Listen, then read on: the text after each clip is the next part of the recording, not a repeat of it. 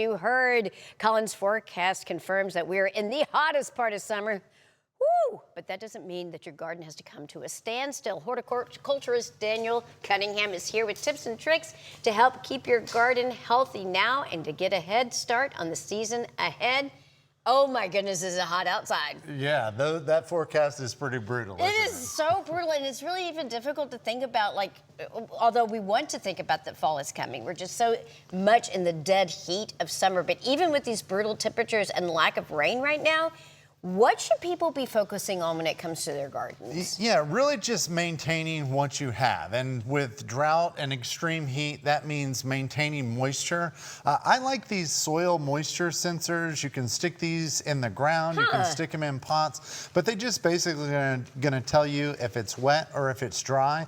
They'll also help you know how moist it is deeper into the soil profile.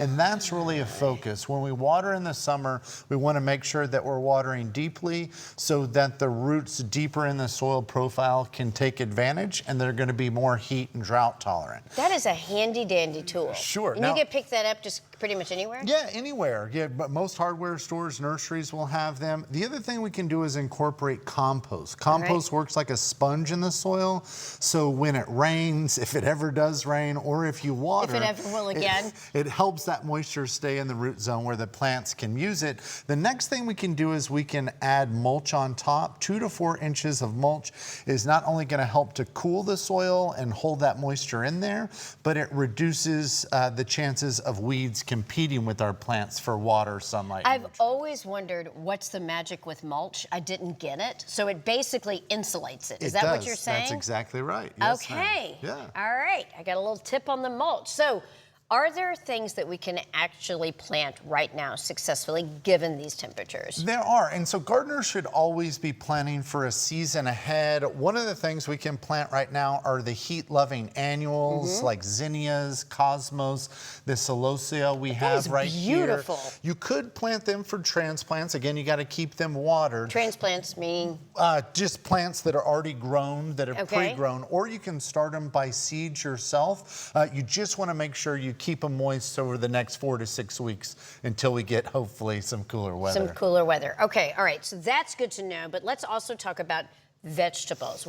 You're also talking about doing kind of fall-related vegetables. So what should we be growing right now? Yeah, so we still have quite a bit of time before we get freezing weather. So anything that is a warm season crop, those could be things like our summer squashes, our winter squashes, even our pumpkins we have here. If you want to get them started now, then they'll be ready when fall comes around. We can also, in addition to the squash, we could be growing corn and okra, black-eyed peas, anything that likes it hot. All right, and when it comes to Texas soil in particular, you talked about like corn and other vegetables that we don't necessarily tie in with Texas, but are those crops that can be successfully grown here? Yeah, for sure. The main thing is just selecting cultivars that are adapted to our area. Selecting what? So the types are cultivars when there's a name associated with it. Okay. Yeah, that just means it's been bred to do good in heat, drought, could be clay soils. All right, so cultivar is the word of the day. All right, you talked about warm veggies. What about cool season veggies? What are those that we should consider too? Yeah, so it's still a little bit too early to put cool season vegetables in the ground, but it's a great time to start these transplants by seed. You can put them in small containers, you can grow them inside, and over the next 4 to 8 weeks, there'll be young starter plants that when temperatures do cool outside, then you can transplant them outside. So it's like you're giving... So when you're saying transplanting, are you saying from indoors to out? Is that what you mean? That's right, okay. Yes, ma'am. All right, I wasn't getting that. So, okay, so from transplanting means you plant indoors so that you can have controlled temperatures, and then you transplant them outside. Yeah, it's a little bit of a cheat code in gardening because it's so harsh outside, you're getting the bulk of your growing when the plants are young inside. All right, that's a great tip. All right, so what does Rooted In have going for late summer and early fall? Yeah, so we do a lot of classes, DIY classes to help plan for the fall growing season. The 29th of this month, we have Bee Day going on where we have what day?